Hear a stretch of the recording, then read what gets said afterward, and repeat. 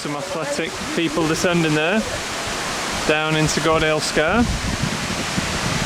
Do you see the large crack on the other side? Very straight, very linear feature.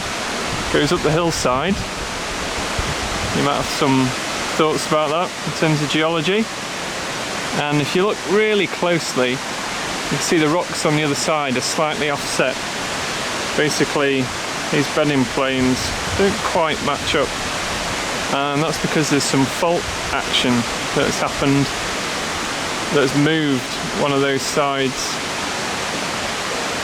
compared to the other. So there's a weakness there. And as we descend further, we'll see more of the scale of Gordale Scar.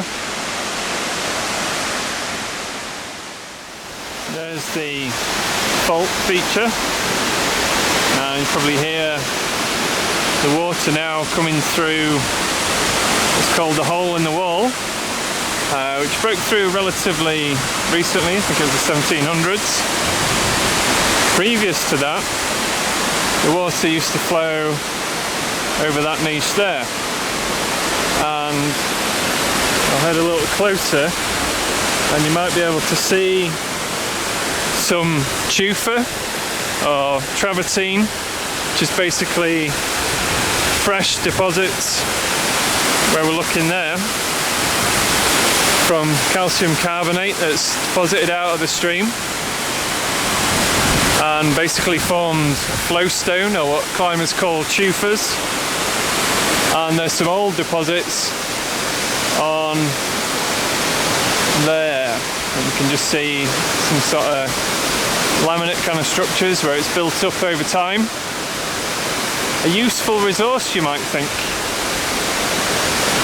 Rocks that have built up over time that also contain datable minerals,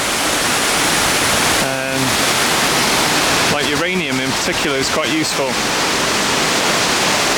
And this place, on the note of being useful, is used by climbers a lot.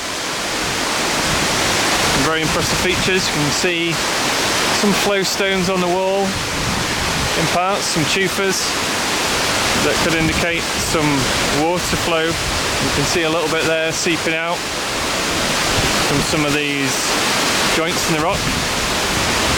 Let's go down and have an explore lower down.